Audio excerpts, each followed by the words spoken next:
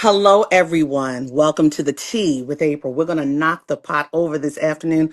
What a wonderful day. I'm not messy, but I love the drama, and there's so much palace intrigue today. Mm. We're talking about with this fight, this public spat that's playing out in real time on social media between Elon Musk, the former BFF of the current president, Donald Trump. Something happened along the way. Something happened along the way. Um, Covering Donald Trump, the first term and this term, we knew it was going to happen. We knew it was going to happen. Let's just say that. Look at what happened between him and Steve Bannon. But look at this. Elon Musk was the face of the hurt, the pain, the federal job cuts. He was the man who had the chainsaw cutting waste, fraud, and abuse. And all of this, we knew something was going to happen, but all of this happened after the president of South Africa came to the Oval Office, and there was questions about what Donald Trump had as knowledge about these migrant farmers. Now, you know, Elon Musk is from South Africa. He's a native of South Africa, and he came to the United States, and he was one of those who overstayed his visa. So, you know, as this immigration debate is going on, Elon Musk was a violation of the immigration laws of this country. But here's the thing: right now, these two are fighting. I mean, they not just fighting. I mean, they're going in. I mean, they're taking the knife and not just swiping, they're sticking it and turning it at each other. Elon Musk says that the reason why Donald Trump is looking for information is because he wants to get the Epstein files. He also says that the elections were rigged. Should Kamala Harris get ready to come back to Washington? And then also, he's calling for the president to be impeached. Now, you know, Al Green has filed for impeachment. He's filed for impeachment proceedings again. He filed for them the first time in the first administration. Now he's doing it again, and we're proud that we're going to have him on next week. We had planned this before all of this tea and the pot got knocked over, right? But we're going to give the tea with April today and talk about this. And you know, President Trump is firing back. He's like, I'm going to cut every business contract we have with Elon Musk. That's billions of dollars, okay? This is crazy. But who better to bring in to help me break this down on this hot, wonderfully warm day? Because we got a hot pot of tea. We're going to knock it over. This is hot information. We need popcorn for this. I need you guys to come on in and tell your friends because this is a big deal. We have none other than the latest New York Times best-selling author, my friend Jonathan Capehart. He is the author of Yet Here I Am, and he's also the co-host of NBC's The Weekend. Jonathan, my friend, hello. I'm so glad you're with me. Thank you. Come on, let's knock Well, this pot Jonathan, over. Jonathan, I mean, like we said, we knew this was going to happen, but did we know it was going to happen like this? I mean, yes and no. We knew that Hmm. there was going to be a battle, that there was going to be a change in the relationship, and that it was going to get ugly. But there are gradations of ugly. You could, talk smack about someone in one tweet or social media post or press conference and then go on about your business. But these two, this is some real Housewives of Atlanta type stuff that's happening. No, I Housewives mean, of Potomac. Let's say the Potomac. Let's say the Potomac. yes, I'm Housewives of sorry, Potomac stuff. Real 'Cause, Housewives yeah, of the Potomac. April, yes. Mm. when Elon Musk put out the Epstein tweet and then the impeachment tweet, and then did you see Kanye's tweet? What? Oh my gosh. I was preparing for the show. What did Kanye say? Well, you know what? We Kanye should tweeted ignore out, Kanye. but What? so John Favreau quote tweeted so Kanye writes, "Bros, please no," and then the hug emoji, and then "We Oh love my you both gosh. so much," and then John Favreau, former speechwriter to President Obama, one of the Pod Save America guys, he writes, "Another child of this divorce." I Oh my mean, God. Oh my. the Schadenfreude on the left, anybody who doesn't like the president or Elon Musk or both is just, it's in high gear. But back to the original thing, we saw this coming. We knew this was going to happen, and we knew, and especially you knew it was going to get ugly, and it's gonna keep getting ugly. But here's the thing, as we're watching this palace intrigue, it's not just palace intrigue. It is actually something that people should be paying attention to, not just people. I'm talking about congressional leaders, Republicans Mhm. who are in charge of the House and Senate. What do you think is going to happen? And if you heard from any of your sources that anything is going to happen, are they looking into this? I mean, he went on social media saying he rigged the election. Trump said it a couple of times from the Oval Office. And Mhm. we knew nothing was going to happen because Republicans are in control and support this president. However, you cannot take these allegations lightly that are being said right now. No, you can't. But again, you put your finger on why nothing is going to happen in that regard. The Yeah. Republicans control the House, they control the Senate, they control the White House. They are not a check and balance on the president.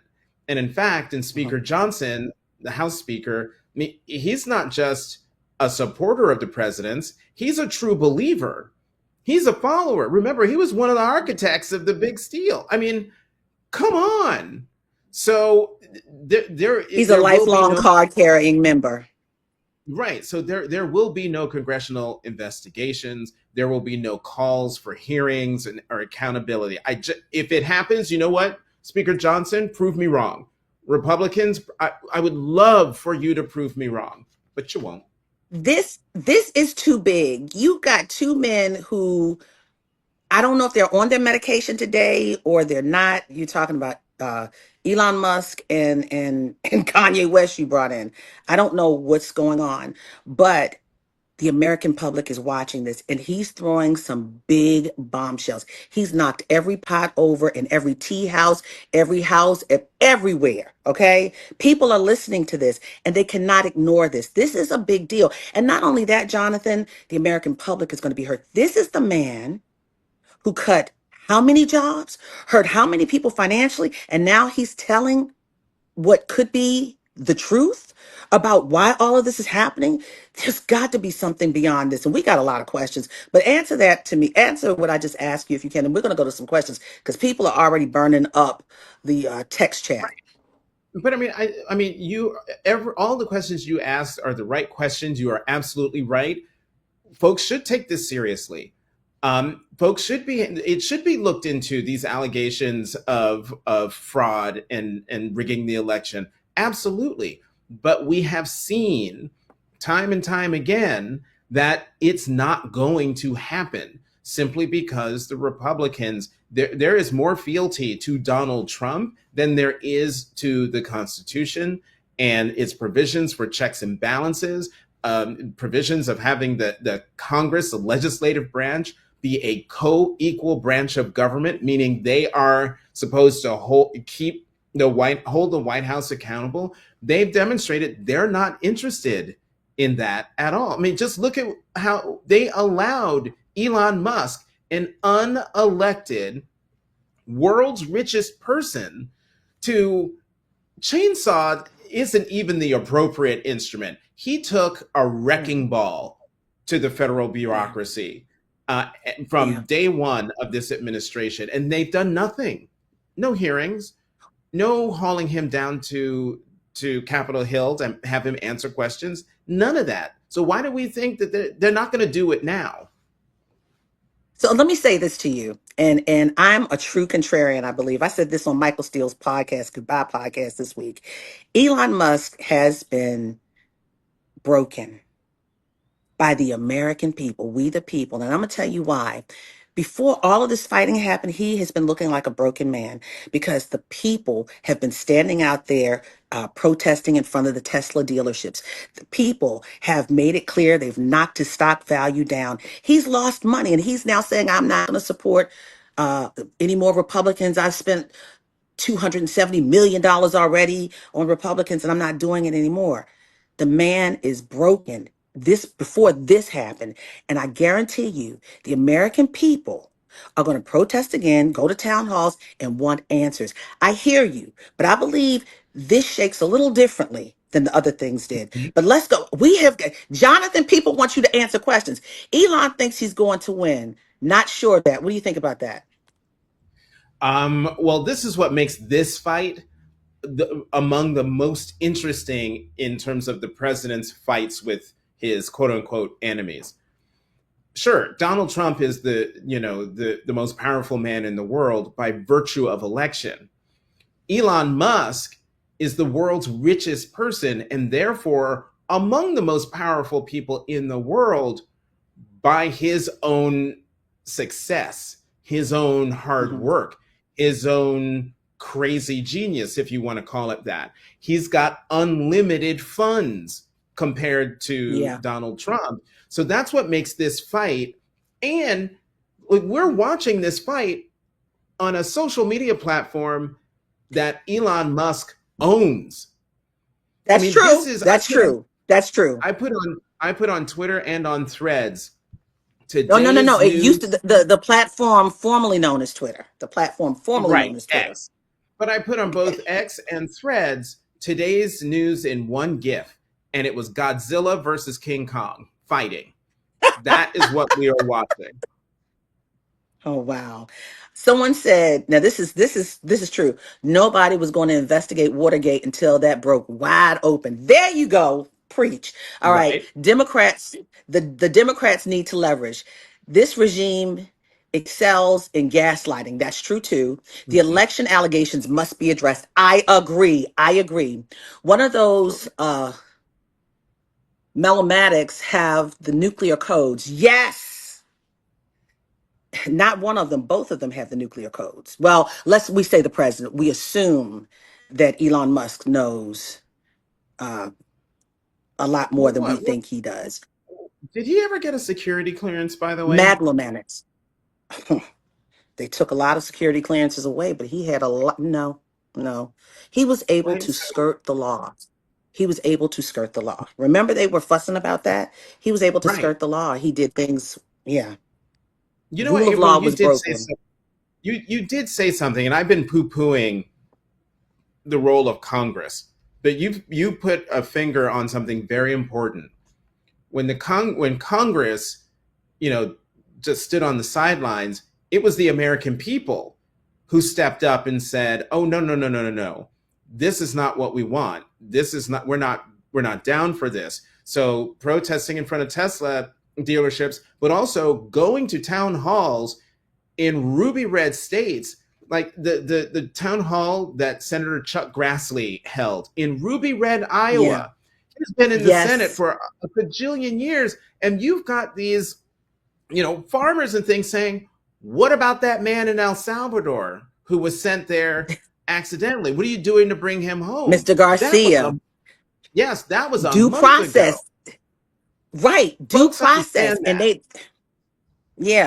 and And so it's I not think that about Mr. Garcia. Mhm. Go ahead. Right. It's about the rules that are in the Constitution.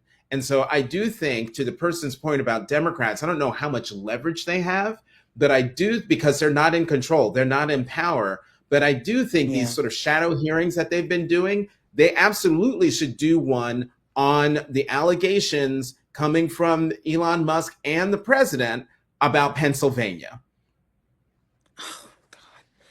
It's a lot that needs to be investigated. Someone said the megalomaniacs, I don't know how to pronounce it, but Yeah, that's right. megalomaniacs, everybody, Megalomaniacs. yeah, Yeah.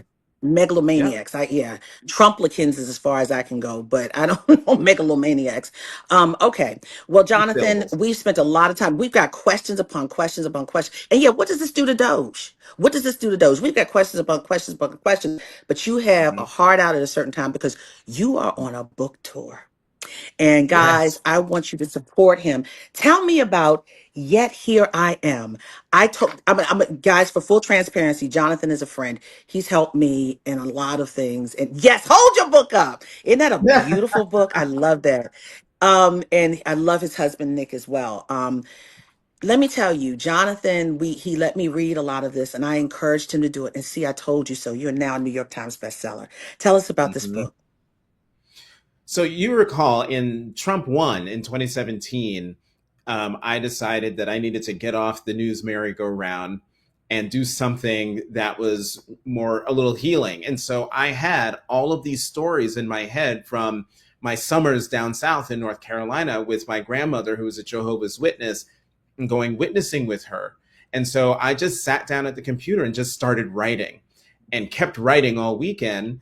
And I sent those pages out to a bunch of people, but three people in particular wrote back right away and said, keep going. Joy Reid, Tamron Hall, and one April Ryan. And April, you have been the one who was consistently, every time you saw me out in public, every once in a while you would send me an email or a text message. With this How's it book. going on the book? You got to keep pushing. You got to keep pushing. So for that, April, thank you so much for the encouragement. But this book tour, I took the red eye. I was in San Francisco for 12 hours. Yeah, Oh my yesterday, God. and took the red eye to get back for we're doing an event at the Library of Congress tonight. And this book is just it's my story. It's a memoir. It's the story of a big head news nerd from New Jersey who always wanted to be a journalist, wanted to be a television anchor, but had no roadmap for how to get there. There was no, and there remains no one else in my family is a reporter, a journalist, a Mm, writer, an author in television. When I was saying at 12 years old, this is what I want to do, there was no one in my family to help me do it other than my uncle McKinley, mm. who was an electrician at 30 Rock Wow. in New York. And you can read Yeah. I won't belabor the story, but you can read it in the book, and how my one visit to him at 30 Rock is what set me on the trajectory where I am now. And just one other thing, April, this book has lots of lessons in it that I've Yeah. learned along the way, and there are three that jump out. One is, whenever anyone asks you what you want, tell them, because you never That's know right. what can happen. The second thing, go where your talents are wanted. There are so many people who know they're good at stuff, but won't say it or won't admit it, because there's always someone out there who's going to say, well, what makes you think you can do that? Or who do you think you are? But then there are also people who will come out and say, you know what? Why don't you come do this? Why don't you try this out?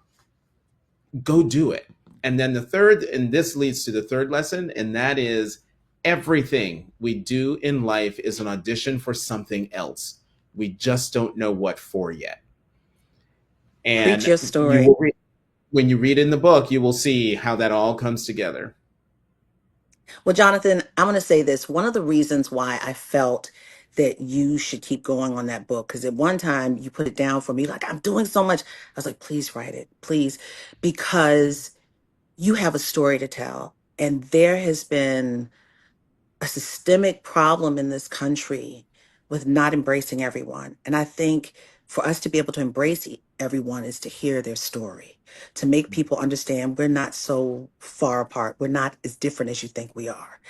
And for you to get married and Eric Holder to be your the The officiant. presiding officiant, the officiant for your wedding during the Obama Biden years was big.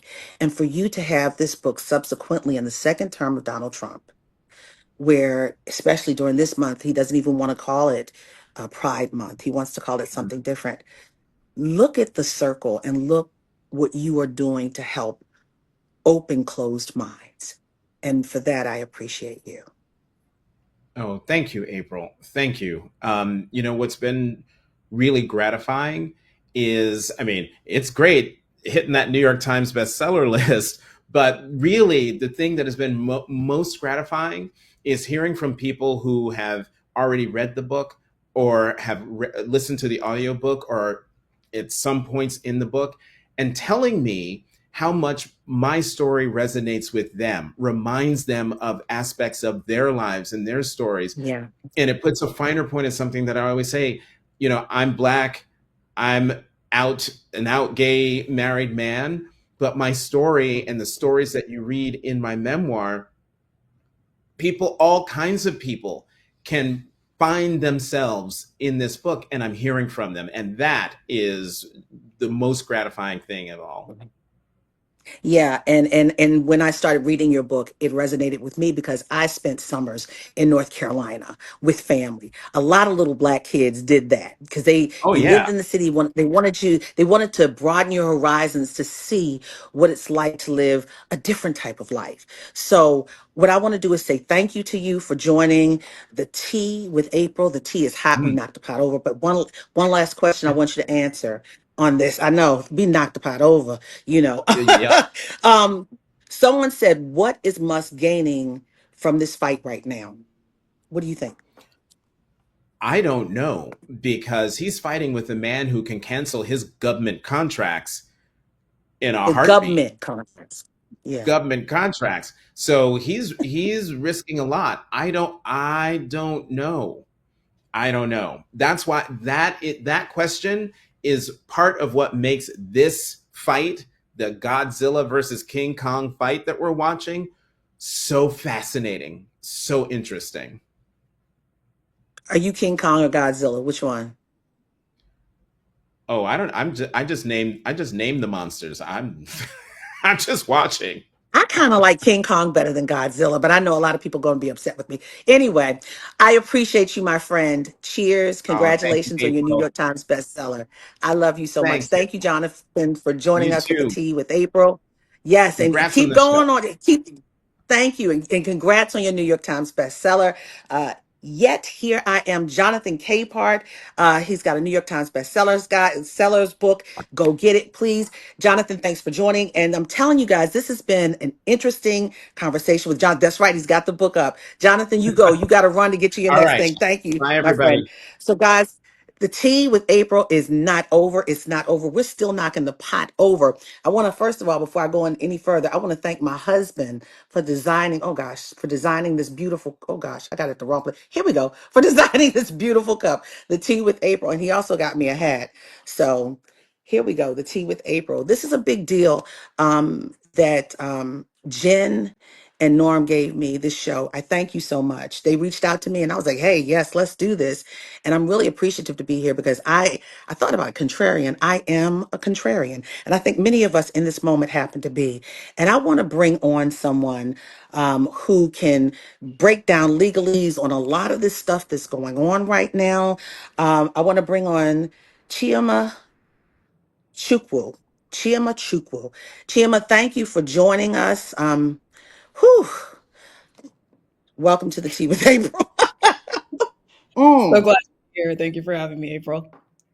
The So tea is hot. Chioma, it is hot and it's boiling. It stung my tongue, but we knocked the pot over. So you're going to help us. Let's talk about this moment because we were going to talk about Harvard and Signalgate, but the confidence in government now in the midst of this. That's what you were talking about for a moment. And talk to me about your organization and what you do in dealing with this and the lawsuits that you have because of this question and the confidence in government.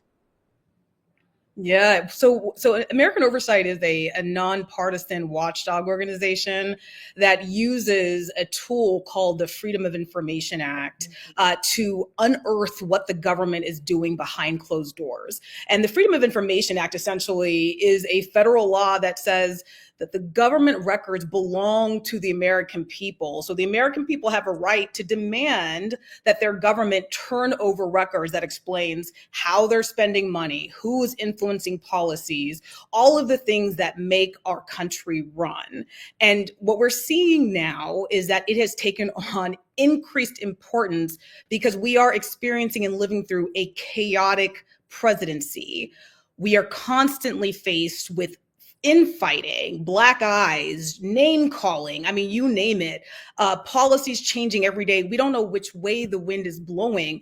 And the American people deserve to know that those who represent or supposed to represent their interests have their best interests in mind. And so what we do is we use this tool to demand information from the government. And we expect that that information will be turned over. But what we are finding in this administration, particularly, they're not willing to turn over that information. They don't want the American people to know what they are doing behind closed doors, because if the American people knew, then they wouldn't be able to get away with a lot of the mischief that they're trying to accomplish. And so that's what, as a watchdog that's been around since 2017, we've been doing this, and we are finding increasingly that the Trump administration is, obstructing and delaying and failing to respond to information that are rightfully the American people's records. So I'm going to ask you this, Chioma. We've got a lot in the chat, and your organization deals with it today. I mean, I think today is providential for us to have you, and we didn't even know this was coming down the pike, right? Right. Someone said if there was election fraud, the rigging that Donald Trump said twice from the Oval Office, and now that Elon Musk is asserting as he's no longer friends with Donald Trump, someone said, how the F does Vance get the presidency? Well, I think there are many assumptions that are baked in, and I think as a watchdog organization, that is what our charge is. Our charge is to ask those tough questions of this administration, as well as state governments, because state governments, that is where these elections take place. And so we have been tracking the election denial movement since 2020, as we saw the proliferation of the big lie permeate all aspects of the country. And we have seen that movement is still alive and well. And we conducted many investigations into the sham audit in Arizona with the state legislature, the Senate saying that there is fraud in the election, and in Wisconsin and in Georgia. So we do a lot of work at the state level, where we are demanding information from state governments as well about how they are administering their election laws that are supposed to be nonpartisan, that are supposed to give access to all American people so that they can exercise their right to vote. And we know that that's not always happening. And so there are many questions that many of us have, myself included. And these are all questions that American Oversight is going to try to get to the bottom of. Chioma, someone asked, they said, is it true that they are not keeping records that are required by law? Are you finding that in all of your research? That goes to the heart of much of the work that we are doing, particularly under this administration. We are interested in the preservation of government records, irrespective of who is in the White House, because those records belong to the American people. What we are finding with this administration, as they are gutting the federal workforce, firing federal workers across agencies, many of those workers that they're firing are the individuals who are responsible for promulgating the rules that govern the preservation of records, the training, and the production of information to organizations like American Oversight that are asking for this information. So as a preliminary matter, the administration is gutting those employees, firing them. So when we're asking for this information, there aren't even federal employees who are there to provide the information that we're asking for. But even where those employees are still there, what we are finding, as we saw with Signalgate, those records are being deleted. And so just to paint the picture, for the few who were not tuned in to what was happening back in March, when we learned from Jeffrey Goldberg, the reporter who was inadvertently added to this secret Signal chat, where senior Trump administration officials were communicating and planning regarding this imminent war plans in Yemen, information that, had those communications been intercepted, could have resulted in the deaths of our men and women in uniform. So when we learned that our senior most, administration officials were communicating so recklessly about such sensitive information in a Signal chat, which is insecure, by the way, as well as setting these messages to auto-delete, we knew we had to act quickly. We went into court within 24 hours, and we asked the court to order the administration to stop the destruction of those records, because we knew if it was happening in this instance where they were caught, Who knows what was happening in other instances? And what we have since learned since our lawsuit, which, by the way, we were successful in getting the court to order the restriction of the deletion of those records, we also have learned that the administration has been using Signal, which is an ephemeral messaging app, to communicate behind closed doors about matters that should never have been reduced to this, type of communication. We're talking about sensitive information about our national security, much of which belongs in protected, classified settings. But these folks are using their phones to communicate. So imagine what would happen if our foreign adversary intercepted that information and how they would use it to go after Americans. It jeopardizes our safety across, the globe. And so we have been continuing to aggressively litigate this because we knew, and we knew then, and we know now, we have since learned that this is the modus operandi of this administration. That is the default for how they are communicating in Signal. We know that because before the administration took hold in January, folks who were contributing to Project 2025 were boasting about how they can evade federal oversight by ensuring there is no paper trail, by not emailing, making sure that you are having as many face-to-face communications as possible. And where you're not able to do that, use ephemeral messaging apps that delete those communications. Knowingly deleting federal records is a violation of federal law. And so at American Oversight, we are charged with ensuring that that does not happen, and that to the extent records are deleted, we are asking the court to ensure that they recover the deletion of those records and stop the use of Signal across the administration, as we are currently seeing. And as you're saying, across the administration, when you're on Signal, you don't have a record because by law, like you said, you have to keep those records on things like that. They can do anything and say anything on Signal and there's no record. And some That's people right. called it lazy. Some people call it lazy, but it was strategic. So you don't have to keep the records. Well, that's just my unique perch view of that. We've got so many questions right now, or comments. I heard that the USAID workers were told to destroy records. Also, how can they scrub transcripts from the White House? So with respect to USAID, which is the independent agency that was essentially gutted, by the way, by Elon Musk, who was bragging about this on his platform X shortly after, we went to court very quickly when we learned that they were ordering that records be burned and deleted. And of course, the administration, who, by the way, is willing to lie in order to evade scrutiny and oversight, said, nothing to see here. We are only destroying records for which there are already copies, so we're not in violation of federal law. Well, you have to watch what this administration does and not what it says. We have seen time and time again that this administration, officials in the administration, are willing to misrepresent facts, misrepresent interpretations of law in order to continue to push forward an unlawful agenda. And so at American Oversight, we are calling their bluff every step of the way. And you said was no exception. And, people are asking, well, can they scrub White House transcripts and things of that nature? Someone asked that. Are they supposed to? I mean, they No, are doing but are they things doing it? they can get away with. That is what public reporting has certainly has represented. Are they supposed to be doing that? No, they're not. All of that information is supposed to be preserved so that the American people have access. That is all part of the historical record. And this administration wants to ensure that people do not have access so they can whitewash history, so that they can make the American people believe what they want to believe in the way that they want to believe it. We are seeing this again and again and again. Again, don't watch what the administration says, watch what it does. And we at American Oversight are ready to call their bluff at every turn. Is our data safe?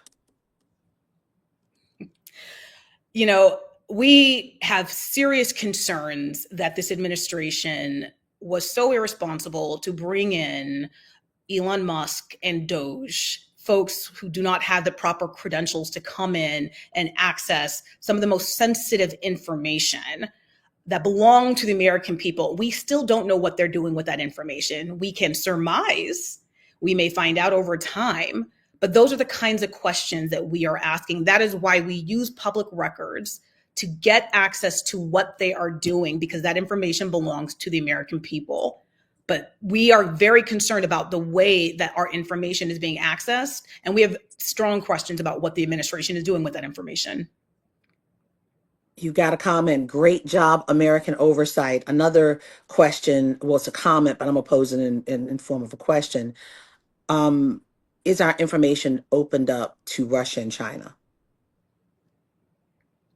So our information is always going to be vulnerable when we have administration officials who are unwilling to adhere to the proper protocols and use the proper channel for communication. These back channels, using these applications that are not designed for sensitive government business, always renders our information vulnerable. But it usually what happens is you're doing an audit after the fact to see where the vulnerabilities are, and by then it's too late. And so we have real questions about what exposure the information that the government has access to, what access and exposure it's had to other foreign nations. But we don't know sitting here today that Russia and China have had access to that information.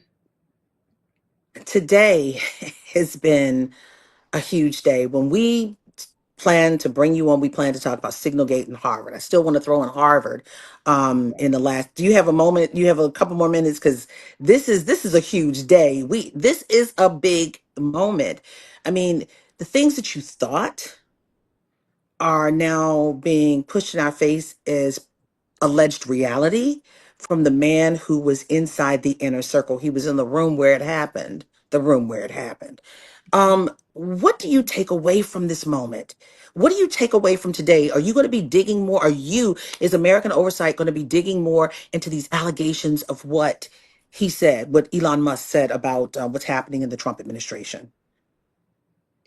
We are absolutely going to be digging in. We are a team of investigators, of litigators, of communications professionals that are constantly monitoring what is happening across the ecosystem. We have serious concerns about the allegations and the accusations that are being traded in social media, which, by the way, we're not the only folks who have access to that. Our foreign adversaries are also watching what is happening. And these are the kind of vulnerabilities that they can exploit. So we don't know where this is going, but we are going to demand information about some of these really troubling allegations that were made, which, by the way, much of that information should be recorded and some of that information should be government records. And so we're going to make sure that to the extent that that information is part of the government record keeping, or should be, we are going to be digging and going after it. Is the shadow court being used to fast track supposed emergency hearings? And also, how many Trump administration staff will be prosecuted?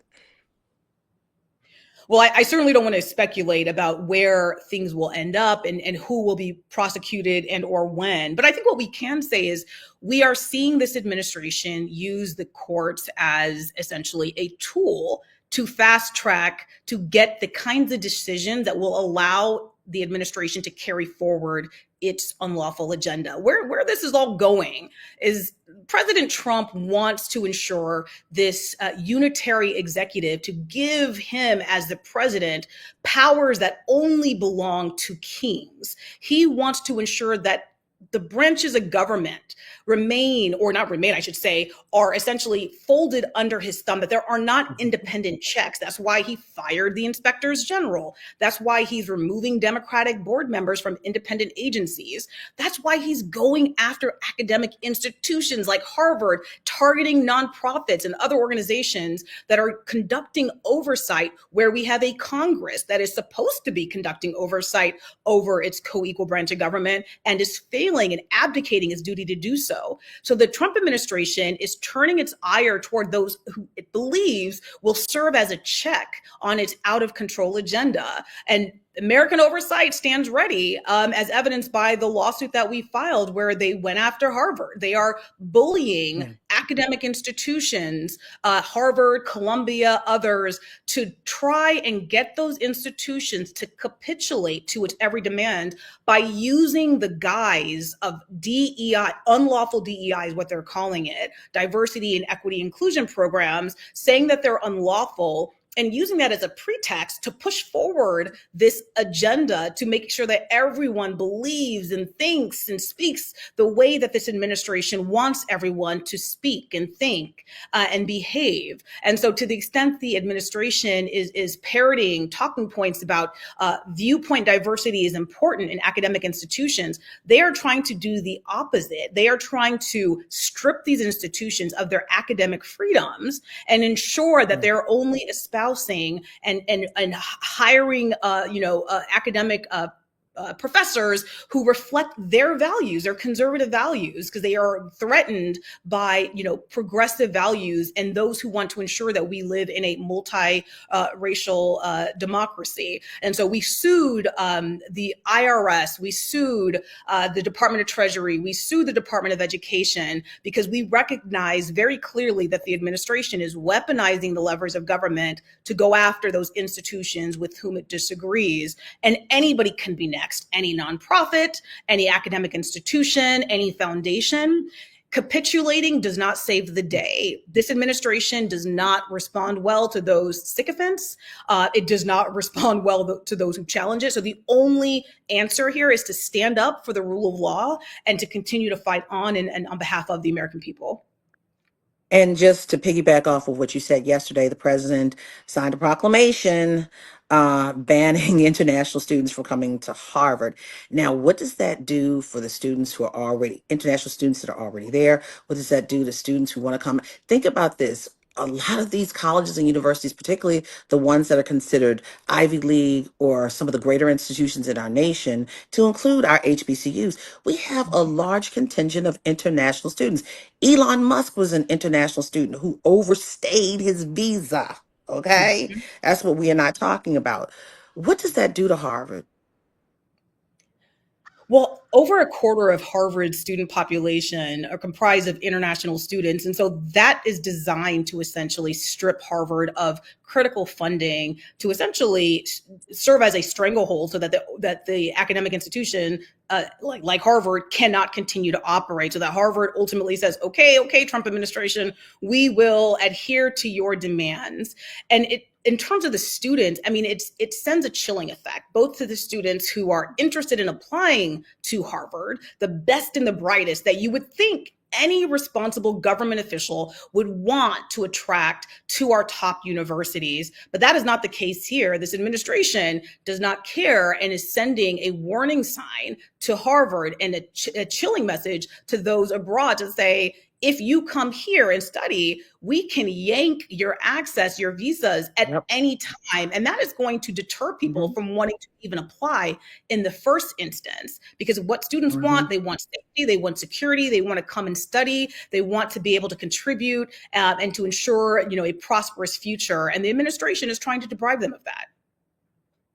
Well, listen, I could talk to you for a long time, and our listeners are just, they keep going and keep going. And well, viewers, listeners, they keep going and going with questions. But I'm gonna say this: the level of violations of our national security is staggering. And another person said something about this is really literally a black eye, and they're insinuating the black eye that Elon Musk walked into the Oval Office with the other day. The tea is hot. It is You have hot. helped knock the pot over. I got to learn how to hold this cup. I've got to learn. Yes, I've got to learn how to hold this cup. My husband gave it to me. I know he's watching. He's like, what is she doing? But listen, the tea is so hot. We knocked the pot over. I'm going to thank you for taking your time today and being such an explainer, someone who can explain the legalese. Because everyone, we know that the fight is in the streets, but right now it's in the courts and it's got to be in Congress. And I want to thank you and American Oversight for doing what you're doing. Chioma Chukwu. That's Chukwu. right. You have such a beautiful name. The cheese is the CH is it's Chioma Chukwu. It's a beautiful name. Where's the origin? Nigeria. That's it. That's not one of the African countries that's banned. It's seven It's African not nations. I know. Yeah, not and yet. one Not and yet. one Caribbean nation. Yeah, Yeah. it's not yet. Well, We're waiting for it. yeah. Well, but I appreciate you and I thank you for what you're doing. Do you believe Congress is going? I asked this question of Jonathan. Do you believe Congress is going to act? Because this is in your lap. This is in your lap. As a former congressional staffer, my hope is that Congress will exercise its oversight powers and act. There is a lot of questions that they certainly should have, as we do. And as you said, it is all there. There are questions that are just lined up, ready for people who care about democracy to ask. And so I really do hope that Congress wakes up, exercises its powers, and conducts the checks on this executive branch as it should have been doing all along. Chioma, someone said, and I'm going to end it with this with you. Thank you so much in capital letters today. Today has been fantastic. I didn't know about American Oversight. You know now. How can they reach you? Well, you could go to our website, www.americanoversight.org. We need support. There are very few who are willing to stand up to this administration, stand up for and on behalf of the American people. And we are certainly one of those groups. We are not going to roll over. We're not going to cow to intimidation. This is too important. So we appreciate any support that folks are willing to give. Not only is it too important, it's necessary in this moment where more information just keeps going on all of these platforms. This fight is giving us information that's actually painful. I mean, as we joke and have our popcorn and watch it in real time, the American people are going to be the ones that suffer. This is a Right. costly fight That's right. financially That's and right. on the basis of morals and humanity. That's So right. at the end of the day, we thank you, American Oversight, for this. We thank you for the information. So guys, you have been armed. Contrarians, you have been armed. We have knocked the pot over. I'm going to continue to watch all of this. After I get off with you, I got to go write for Black Press USA, keep writing all this stuff. It never ends. It just keeps coming. I know. I know. It's like, Chioma, They, thank you. they Chioma, say when we die. Chukwu. So yeah, lots of work. Yeah, Thank you, yeah. April, for your Yeah, work as Chioma well. Chukwu, thank you from American Oversight. Thank you so much. Guys, I appreciate you. We have knocked the pot over with the tea with April. See, I held the cup up right this time. I just want to thank you all. Next week, we didn't even know that all this was happening. Elon Musk is talking about Donald Trump needs to be impeached. Well, the man who's pulling up the impeachment proceedings again, trying to start it, is Congressman Al Green, and we've got him booked for next week. One of our guests for next week. I'm telling you, by the time next week, it'll be something. It'll be a whole bunch new. But we thank you. We thank you so much for joining the Tea with April. I mean, it's been about a month now, close to a month if it's not a month. I thank you for joining. We've got a lot to talk about. We've got a lot of fabulous guests. This is about informing you and knocking the pot over, giving you information that you can use. Thank you so much. We will see you next week. Whew. I'm going to go watch TV and type for Black Press USA. Be well. Take care. Bye-bye.